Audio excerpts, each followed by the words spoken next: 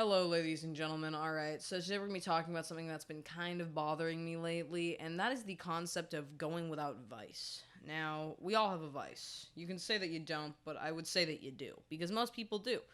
And maybe you don't, but I definitely do. So I'm going to tell you a little bit about how I'm thinking right now, and the concept of vice. I feel like a lot of the time, we as people, especially like when we start realizing all the ways we can kind of like nullify our cognition, feel pleasure, from external stimuli, like we start using more and more things to deal with our negative emotions. For some people, it's eating a lot of food, or just binge eating, or consuming a lot of junk. Junk, hyper palatable foods that will kind of like light up our brains a little more than something like a fruit or a vegetable would. Nicotine's a big one. Alcohol, narcotics, sex. Like a lot of things drive pleasure externally that will influence us hormonally, physiologically, but also just in general will make our brains happy. And I feel like there's just so much nowadays that really does bother us to a point where we need some kind of external stimuli, something to kind of distract us from the displeasure we feel, or the stress we feel, or the pressure we feel, or the trauma we feel. I feel like it's a means of coping. And listen, like when I tell you this, I mean, I've been addicted to downright anything. And like when I say addicted, I use that very loosely. I've built habits out of downright anything, like, from food to exercise to smoking to drinking. I have used all of these things in my life, both just for the pleasures of life, not badly at all, or exponentially badly. And yes, even exercise.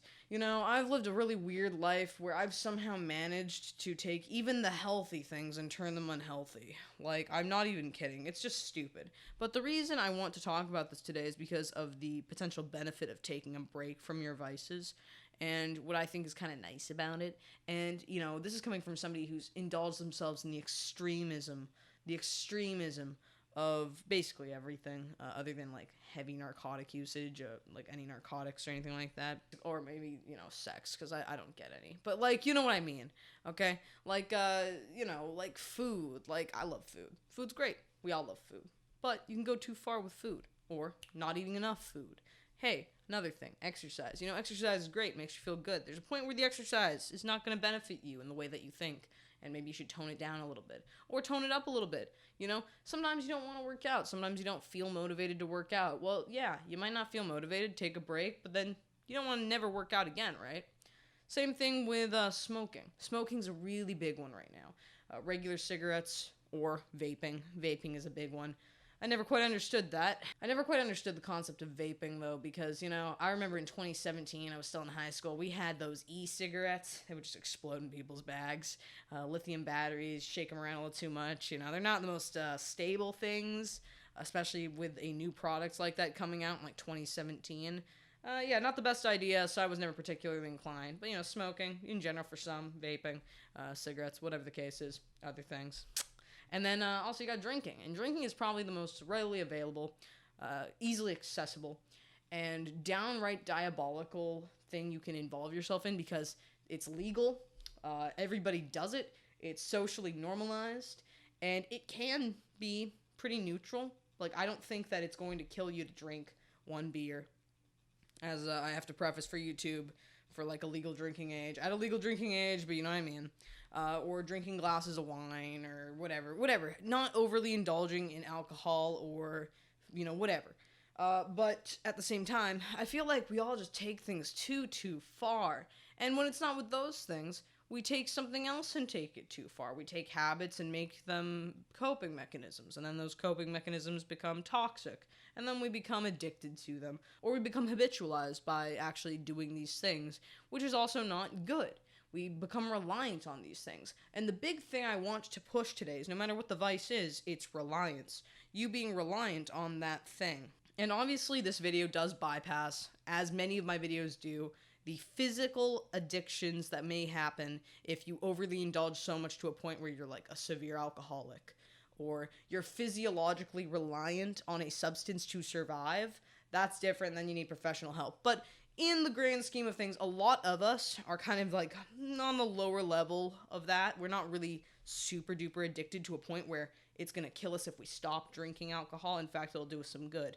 So whatever your vice is, I think the best thing that you could possibly do, like the best thing, not even just for your physical health, but for your mental health and more for your mental strength and fortitude, is to take a break from your vice.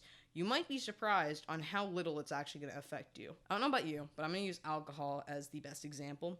Whenever I take a break from drinking, as my perfect example here, the first day I think like, man, I really could go for a drink, or, oh man, I'm really in a habit of drinking. Like, it's just a habit. It's like, oh, I'm home, I'm back from work was stressful. I kind of want to unwind, let's have a beer, sit on the couch, chill vibe. Maybe I'll have another beer, or maybe I'll just have one beer. Very inconsistent. But the problem I'm trying to point out to you is when you become reliant on this habit and you don't break from it. Because that's when habits can grow into vices. That's when habits can become more toxic, and that's when habits can become bad for your well-being. But the point I'm trying to make with this, whether you drink a lot or you don't drink very much, you just drink a little bit, the best thing I think for your mental well-being is to take a complete break. And I do this quite a lot. Like, I will go hard with alcohol because I drink a lot. Like, and I used to never drink. But, ever since I got into the restaurant industry, I do drink. And then I'll go on a big, long break of not drinking at all, just to kind of test how reliant I really am on the substances, on the substance itself, on alcohol itself. And after the first day of me not drinking, I think to myself, I really don't need it. And it's just there because it's a habit. And it's a habit that can be easily broken. And I think that's the thing with a lot of people, is we have this weird preconceived notion of our habits, that we need our habits to survive. And it's like something ingrained in us where we think, I need this thing because I'm not used to not having it. So if I don't have it, then that's bad, or that's scary, or that makes me worry that I won't be the same, or I will be like not good, or I'll have something bad happen to me if I don't have it. When in reality, it's the exact opposite. If you have a vice and you steer away from that vice and you completely denounce it for a period of time, and you assess your mental state during that time, sure, you might experience minute physical withdrawal symptoms, or you might maybe have a little bit of a desire for that thing, or you might struggle initially. But in the grand scheme of things, you'll also become stronger as a result, because you'll know, I can survive without this thing. I can survive without chocolate chip cookies, beer, or sex. Reproductive-wise, on a mass scale, that wouldn't make sense on the long term, but you know what I mean. Just whatever your vice is, if you take a break from it, you realize how you're going to be fine without your vices, and you don't need to rely on anything like that. And reliance is the key to you being a weaker person. Like, you relying on your habits, you relying on substances for your gratification, you're relying on your vices, it's probably one of the worst things that you can do. And this is coming from somebody who's involved themselves in literally no vices, and also a ton of vices, and a ton of habits, and a ton of bad things all in one go. And the most important thing is the concept of balance and moderation. But to find balance, you need to become, in many cases, imbalanced. When it comes to the concept of homeostasis, or balance, you usually have to go from one extreme to another extreme, and then it progressively gets more in the middle, and then you kind of end up in that state of balance. If you find yourself on the extreme end of the scale when it comes to one of your vices, trying to contrast it with another extreme can go one of two ways. It can go really good or really bad. Some people do better weaning off and hitting that middle end by just slowly weaning, and then they rebalance and they end up in the middle again. Other people want to go all the way on the other extreme, and that's what I like to do, because I really like to test my limits and see kind of like, all right, how screwed up am I going to be? I like to see like, hey, how screwed up am I going to be if I'm all of a sudden like drinking like, half a bottle of liquor a week or something, and then drinking no liquor. Like, what's going to happen?